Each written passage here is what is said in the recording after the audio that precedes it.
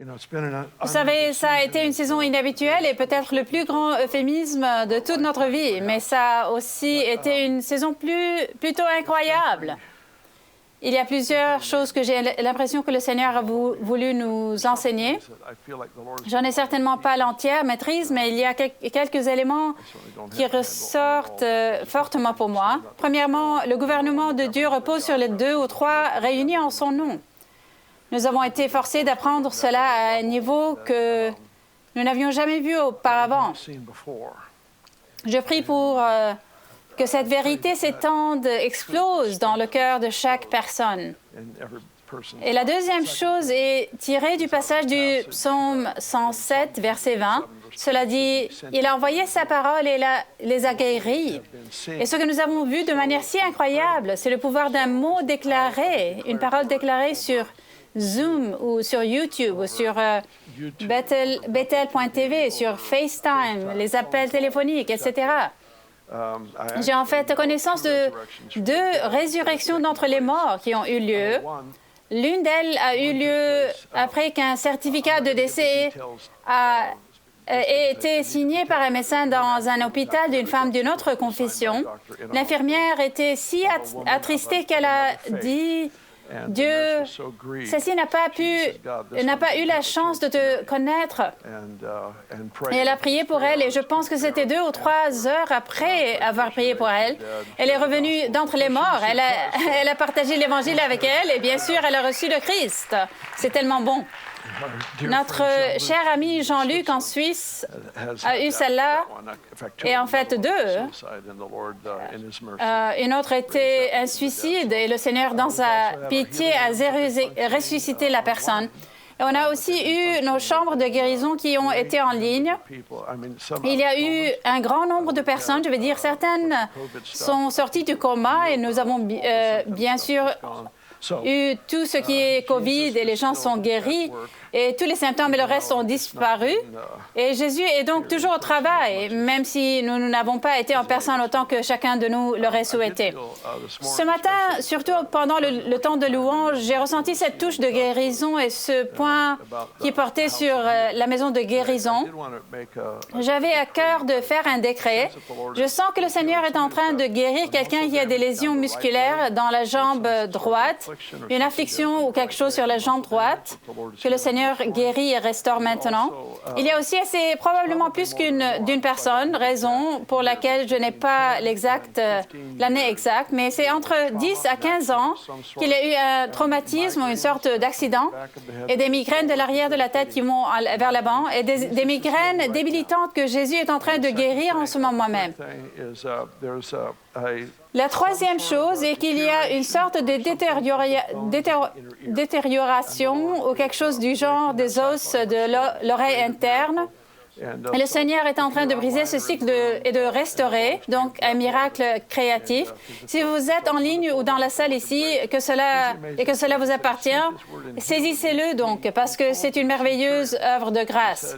Voici la chose exceptionnelle. Il a dit qu'il avait envoyé sa parole et les avait guéris. Il a dit au centurion, « Ton serviteur va bien. » Et il lui a juste fait l'annonce. Et quand il est rentré chez lui, il a pu voir exactement ce que Jésus avait dit. Et c'est arrivé à l'heure où il l'a dit.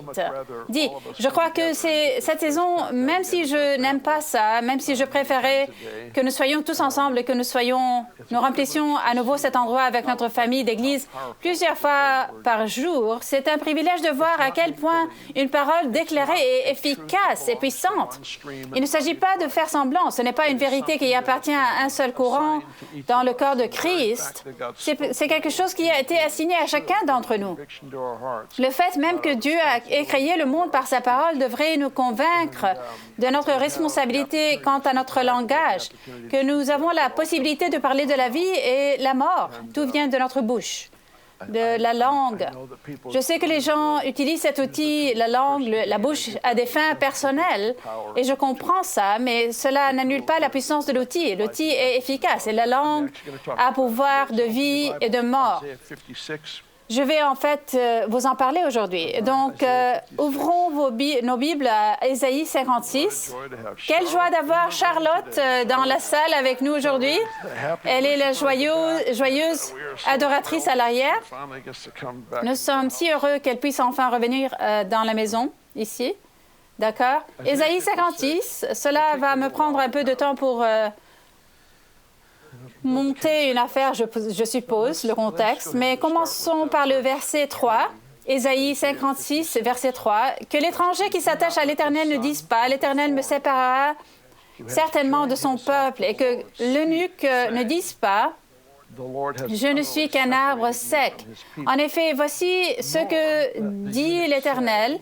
Si des eunuques respectent mes sabbats, choisissent de faire ce qui me plaît et restent attachés à mon alliance, je leur donnerai dans mon temple et à l'intérieur de mes murailles une place et un nom qui vaudront mieux pour eux que des fils et des filles.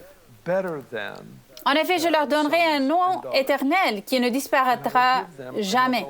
Quant aux étrangers qui s'attacheront à l'Éternel pour lui rendre un culte, pour aimer son nom, pour être ses serviteurs, tous ceux qui respecteront le sabbat au lieu de le violer et qui resteront attachés à mon alliance, je les amènerai sur ma montagne sainte et je les réjouirai dans ma maison de prière.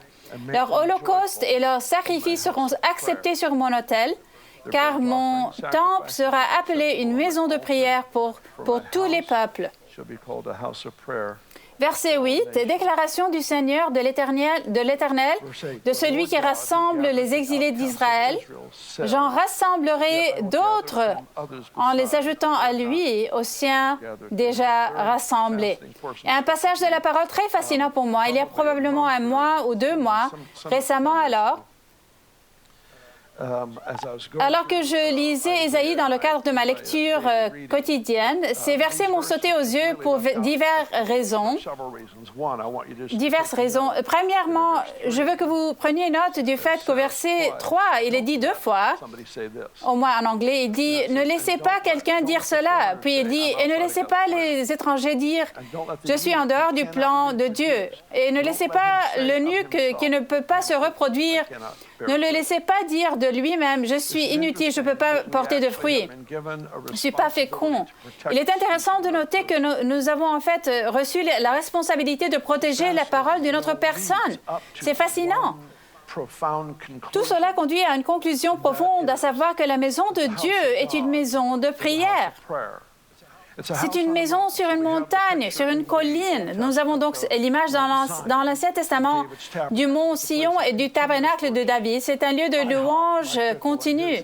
IHOP et Mike Bickle et son incroyable ministère ont saisi ce thème probablement mieux que quiconque. Les harpes et les coupes. Les harpes, c'est le ministère envers Dieu et les coupes, c'est le débordement de la prière d'intercession pour les nations du monde.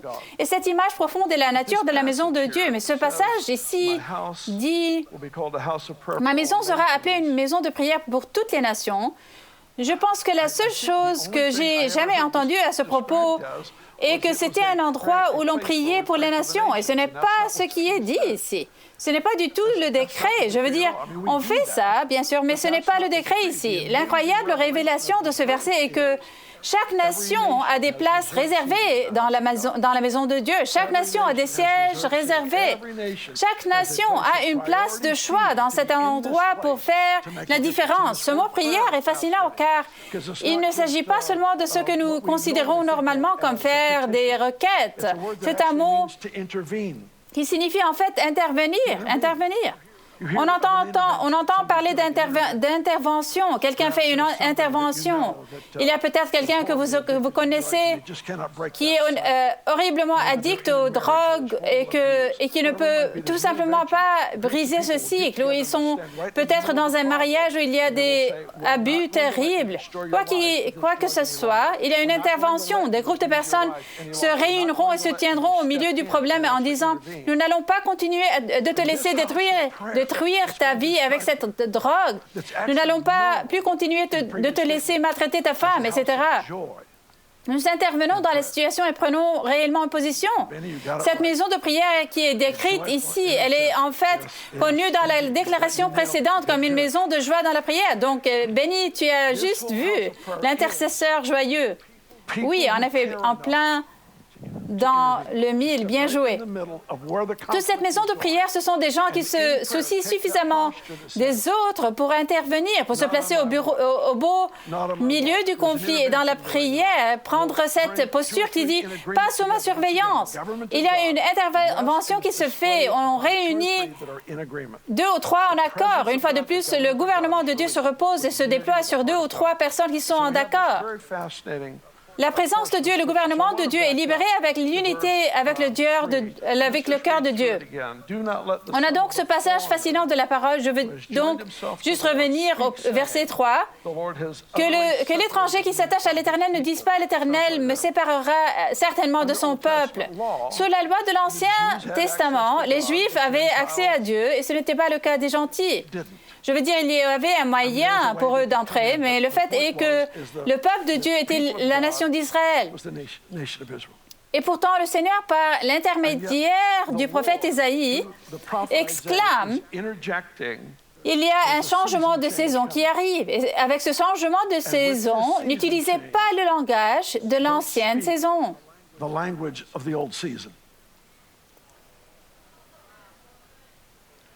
Vous savez quoi? Probablement que la plupart d'entre nous dans cette salle doivent changer notre langage à propos de 2020.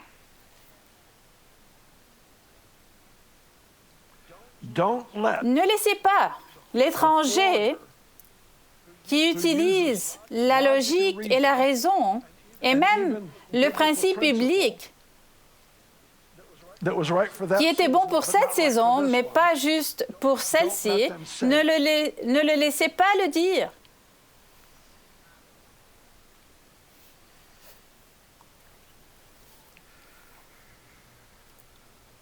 L'étranger est celui qui n'est juste pas né dans la bonne lignée familiale.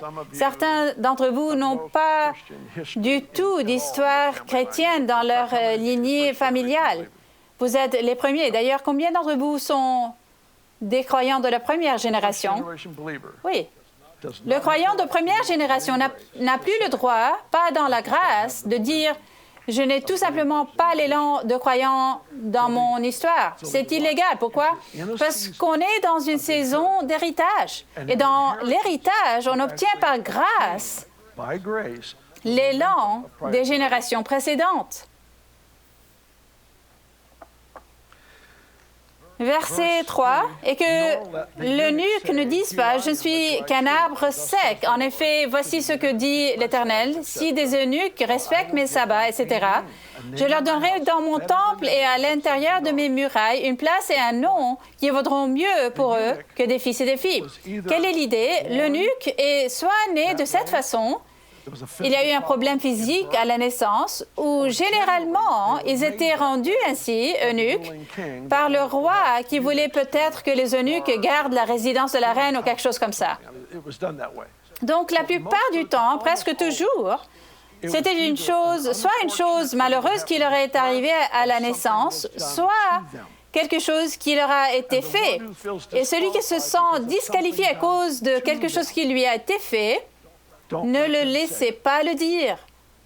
Parce que Dieu est capable de faire quelque chose dans ce moment qui les rend plus féconds que les fils et les filles qui ont l'héritage logique et correct d'avoir des enfants qui auront des enfants qui auront des enfants. Cela me rappelle beaucoup d'un passage où le prophète exhorte une femme, en réalité Israël, mais une femme, il lui dit « Réjouis-toi, stérile, toi qui n'as pas eu d'enfant. En effet, les enfants de la femme délaissée seront plus nombreux que ceux de la femme mariée. » Cri de joie. Voilà une femme, elle ne peut pas avoir d'enfant. Cri de joie. Pourquoi? Parce que tu vas passer d'une capacité naturelle de te reproduire à une capacité capacité surnaturelle. Et dans la capacité surnaturelle, tu vas dépasser celles qui avaient une longueur d'avance. Tu vas dépasser et surpasser ceux qui avaient tout pour eux et avec quoi tu n'étais pas né. Ne les laissez pas parler de sorte à ce qu'ils se bloquent dans une ancienne saison. Le verset 6 dit, « Quant aux étrangers qui s'attacheront à l'Éternel pour lui rendre un culte, pour aimer son nom, pour être ses serviteurs, tous ceux qui respecteront le sabbat au lieu de le violer et qui resteront attachés à mon alliance, je les amènerai sur ma montagne sainte et je les réjouirai dans ma maison de prière. »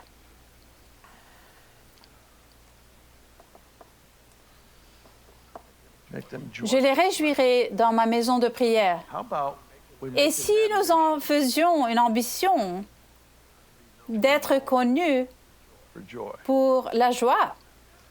Maintenant, c'est disponible. Ce n'est pas donc comme si nous devions faire semblant. C'est un ruisseau qui coule tout le temps. Il suffit d'entrer dans ce qui est déjà là. Je les réjouirai dans ma maison d'intervention.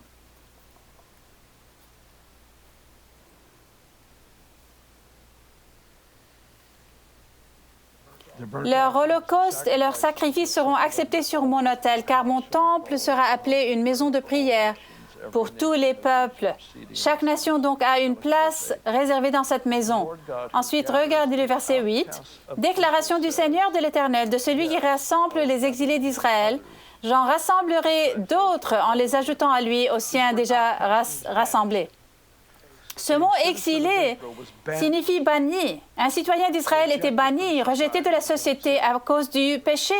Donc nous avons l'eunuque, on lui a fait quelque chose, mais les bannis, ils ont été punis pour ce qu'ils ont fait. Ce qu'ils ont fait eux-mêmes. Cela me rappelle beaucoup de ce que le Seigneur a dit. « L'Esprit du Seigneur Dieu est sur moi lorsqu'il parle de la libération des prisonniers et des captifs. » Les prisonniers sont en prison à cause de ce qu'ils ont fait et les captifs sont en prison à cause de ce que d'autres leur ont fait. Nous avons le même concept ici dans la prière. Alors maintenant, le Seigneur annonce « Je ne vais pas seulement rassembler l'étranger et les eunuques, mais je vais aussi rassembler les bannis. » Les exilés, ceux qui ont été rejetés, ont été mis hors du camp à cause de leurs propres péchés. Je vais les restaurer aussi, parce que tout le monde a une place réservée dans cette maison de prière. Tout le monde a une place de faveur pour intervenir et affecter le cours de l'histoire du monde. C'est une affirmation ambitieuse que je dis beaucoup, que nous disons beaucoup souvent, mais cela ne pourrait pas être plus vrai qu'en ce moment où le peuple de Dieu prend réellement position en Christ et prie. Et si vous n'obtenez pas de réponse à vos prières, changez vos prières. Découvrez ce qu'il fait, honnêtement.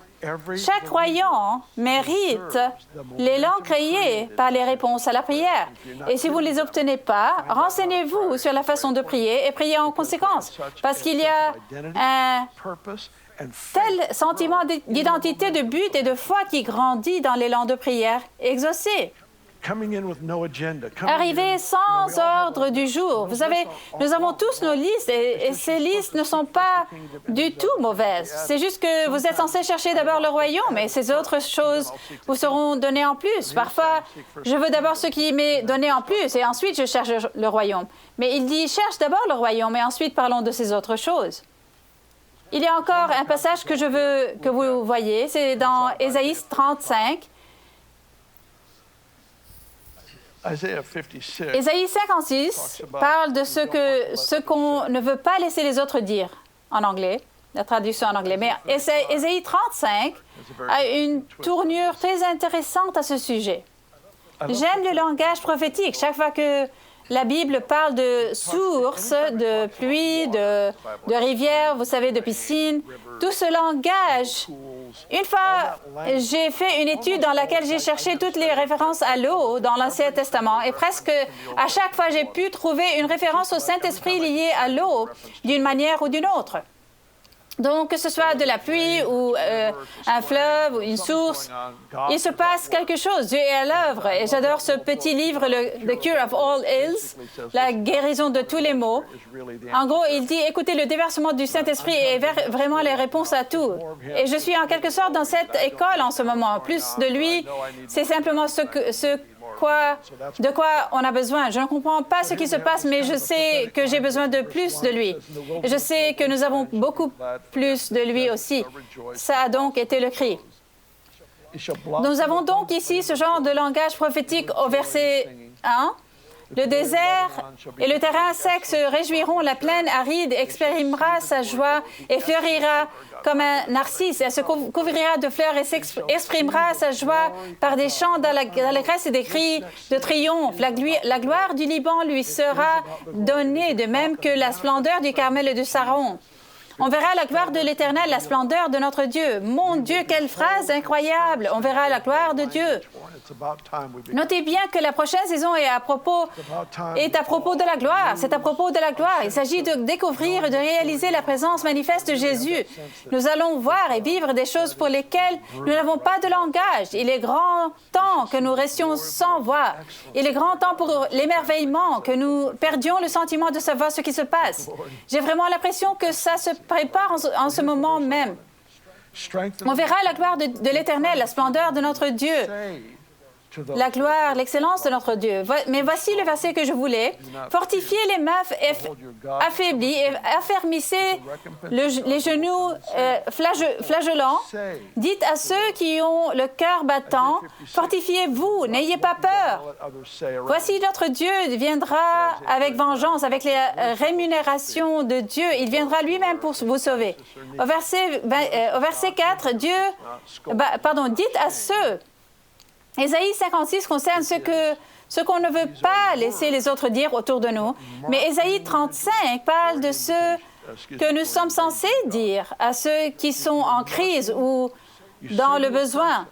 Remarquez, ce n'est pas une réprimande, il ne gronde pas, ce n'est pas de la honte. Ce sont des mots qui marquent un individu pour une invasion de Dieu. Vous dites à une personne ce que Dieu dit et vous l'avez marqué d'une cible qui attire la main de Dieu dans cette situation. Oui, Amen, Bill, c'était très puissant. Verset 5, alors les yeux des aveugles seront ouverts et les oreilles des sourds seront débouchées. Alors le boiteux sautera comme un cerf et la langue du muet lancera des cris joyeux. Oui, de l'eau jaillira dans le désert et des ruisseaux dans la plaine aride.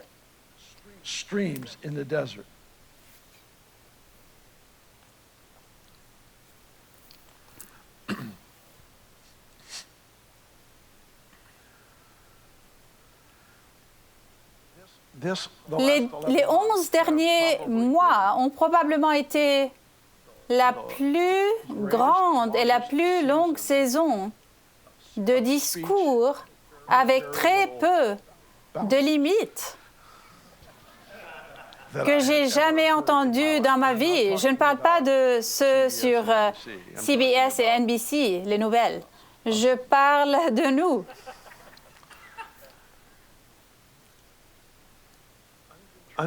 Décret incontrôlé. Nous sommes à la fin d'une saison très intéressante. Et le Seigneur nous donne une invitation, une occasion. Contrôlez vos discours. Et quoi qu'il se soit passé, surmontez-le. Et cherchez ceux qui rabaissent et discréditent qui ils sont en Dieu. Ne laissez pas l'eunuque dire que je ne peux pas porter de fruits. Ne laissez pas la personne qui a tout eu contre elle tout au long de sa vie. Ne lui permettez pas de dire cela. Ce n'est pas une réprimande, ce n'est pas une correction. Vous les tirez vers le haut pour leur permettre de voir leur vie comme vous la voyez. Rien n'est impossible avec Dieu. Ne leur permettez pas de dire cela. En effet, allez plus loin et dites à ceux qui ont le cœur battant, dites à ceux qui ont les genoux flageolants, dites à ceux-là, Dieu est sur le point de te venger. il est sur le point de faire quelque chose d'absolument extraordinaire en ton nom. Pourquoi dire cela si Dieu va le faire de toute façon? Parce que je ne suis pas sûre qu'il va le faire de toute façon. Certaines choses doivent être prononcées pour qu'elles aient lieu. Si notre obéissance n'est pas impliquée dans le déroulement du plan et de l'équation de Dieu, alors quel est le but de l'obéissance? Les gens disent, eh bien, il va juste le faire, il va faire ce qu'il va faire. Je ne suis pas sûre que ce soit vrai. La volonté de Dieu dans le Nouveau Testament est représentée par deux mots grecs différents. Là, il est absolu que Dieu va le faire. Vous pouvez voter oui ou non. Ça n'a pas d'importance. Votre avis n'est pas pris en considération dans l'issue de cette situation. Mais il y a un autre mot qui parle du désir, du rêve de Dieu. Dieu veut qu'aucun ne périsse, par exemple. Il y a ce concept qui est impliqué dans ce mot, que Dieu a certains désirs qui exigent en fait la participation de son peuple. Parfois, c'est une obéissance radicale. Parfois, c'est donner. Parfois, c'est prêcher. Parfois, c'est prier pour les malades. Dans ce cas, il s'agit de déclarer un mot juste. Dites à ceux qui ont le cœur battant, fortifiez-vous, fortifiez-vous. Pourquoi devrais-je être fort? Parce que selon tes paroles, il y a de la force. Si tes paroles trouvent leur origine dans le cœur de Dieu, la même force créatrice qui a créé le monde transmet maintenant quelque chose par tes paroles à toute personne qui est à moitié ouverte à recevoir quelque chose de Dieu. Il faut le dire pour que cela se produise. Je ne veux pas nous mettre en charge des choses. Je dis simplement que lorsque vous découvrez le cœur de Dieu, vous ne pouvez pas vous taire. Lorsque vous découvrez le cœur de Dieu pour une autre personne, vous ne laissez pas l'image qu'elle a d'elle-même contrôler la façon dont vous la voyez. La foi voit. C'est la nature de la foi. Elle voit. Ils ont besoin de quelqu'un qui croit en eux au pire moment, au plus mauvais moment. Ils ont besoin de quelqu'un qui se lèvera et dira, vous savez quoi, Dieu est sur le point de vous justifier. Oui, eh bien, il ne me semble pas que ce soit le cas. Mais vous leur direz, dites, vous devez vous tenir là où je me tiens.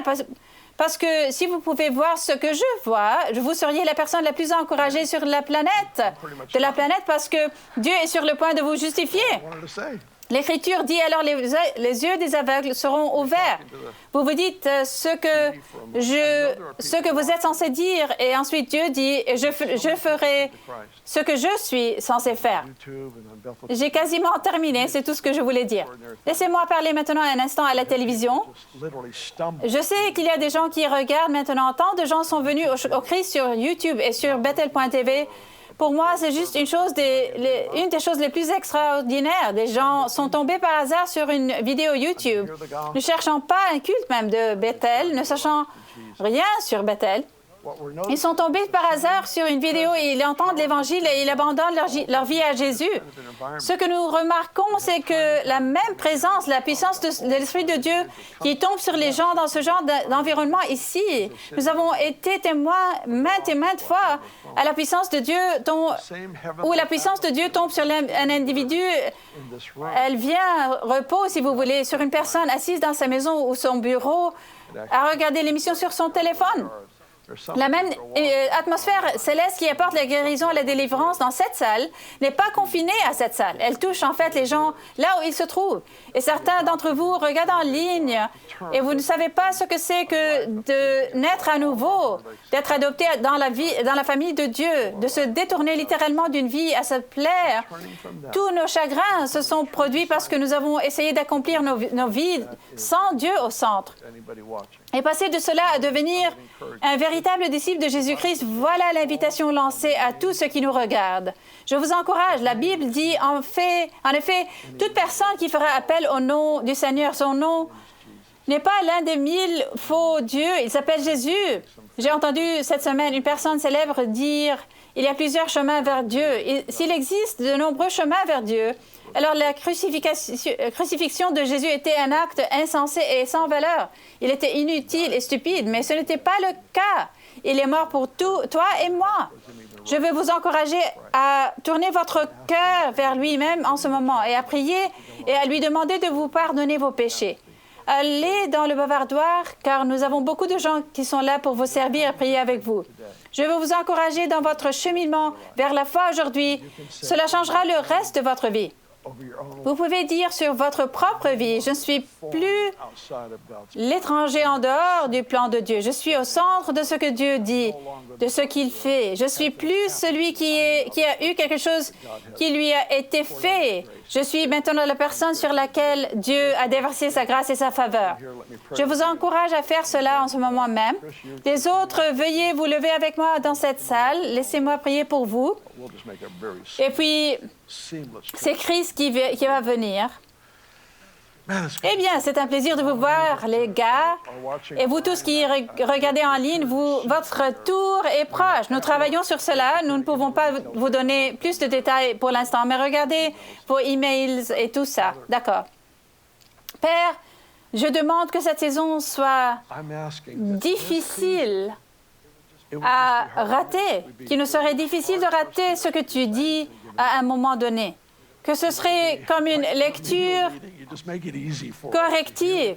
Aide-nous à entendre facilement ce que tu dis dans un moment donné, afin que nous puissions parler avec courage, ce qui change la direction et la façon dont les gens vivent. Je prie cela pour notre propre ville, que nous annoncions la vie dans cette ville, dans cette nation aussi, pour les nations représentées. Nous prions pour cela, que la grâce des décrets prophétiques soit maintenant sur nous. Au nom de Jésus. Amen. Amen.